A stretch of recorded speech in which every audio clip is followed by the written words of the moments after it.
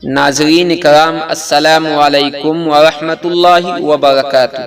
ناظرین، جیسا کہ آپ سب کو معلوم ہے کہ میں آپ کے خدمت میں بادشاہوں کے واقعات، سبق آموز کہانیاں، شیخ سعدی کے حکایات، دیگر واقعات لے کر آتا رہتا ہوں۔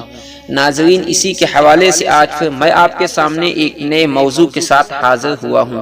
اگر ابھی تک آپ نے ہمارا چینل الصفا اسٹوریز کو سبسکرائب نہیں کیا ہے تو آپ ہمارے چینل کو سبسکرائب کر لیجئے، ساتھ میں بیل آئیکن کی گھنٹی دبانا مت بھولیے گا۔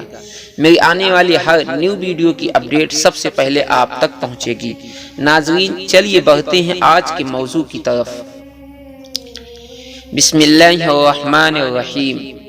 قرآن مجید کا مقصد معلوم ہونے کے بعد تمہارے دل میں یہ خیال آتا ہوگا کہ اللہ تعالیٰ کون ہے۔ سنو، اس کی ذات کا سمجھنا تو عقل کا کام نہیں ہے۔ اللہ تعالیٰ نے اپنے متعلق قرآن مجید میں فرمایا ہے، اللہ تعالیٰ ایک ہے اور وہی عبادت کے قابل ہے۔ اس کی ذات میں اور اس کے کاموں میں کوئی شریک نہیں، نہ اس کی کوئی اولاد ہے نہ وہ کسی کی اولاد ہے۔ وہ آسمانوں اور زمینوں کا نور ہے، وہ ہمیشہ سے ہے اور ہمیشہ رہے گا۔ اس کو نہ نیند آتی ہے نہ اونگ۔ آسمانوں اور زمینوں میں جو کچھ ہے سب اسی نے پیدا کیا ہے۔ بغیر اس کی مرضی کے کوئی اس کے سامنے کسی کی سفارش بھی نہیں کر سکتا۔ جو کچھ ہونے والا ہے اور جو کچھ ہو چکا ہے سب اس کو معلوم ہے۔ آسمانوں اور زمینوں میں کوئی چیز ایسی نہیں جو اس کے علم میں نہ ہو، اور اس کا انتظام کرنے سے تھکتا نہیں ہے۔ آسمانوں اور زمینوں میں جو چیز ہے وہ اس کی تعریف اور پاکی بیان کرتی ہیں۔ وہی پیدا کرتا ہے، وہی موت دیتا ہے، وہی موت کے بعد قیامت کے دن پھر زندہ کرے گا۔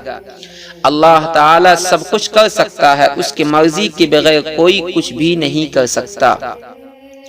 جہاں کہیں ہم ہوتے ہیں وہ ہمارے ساتھ ہوتا ہے، وہ ہمارے دلوں کی بات بھی جانتا ہے۔ وہی سب کو رزق دیتا ہے، جس کو چاہے تھوڑا دے، جسے چاہے بے حساب دے۔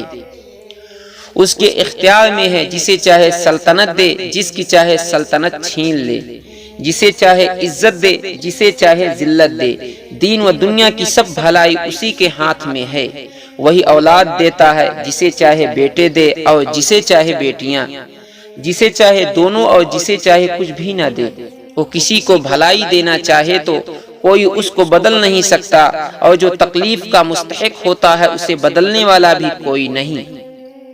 اسی نے آسمان، سورج، چاند، تارے، زمین اور ان کے درمیان جو کچھ ہے سب کو ہماری خدمت پر لگا دیا ہے۔ اسی نے ہماری اچھی اچھی صورتیں بنا دی۔ اس نے ہم کو اس لیے پیدا کیا ہے کہ اس کی عبادت اور فرما برداری کرے۔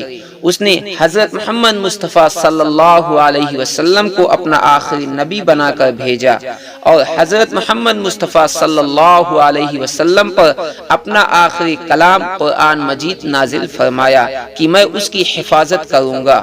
ہم کو بتایا گیا ہے کہ ہم خود بھی قرآن مجید پڑھتے رہیں اور دوسرے لوگوں کو بھی سمجھاتے رہیں۔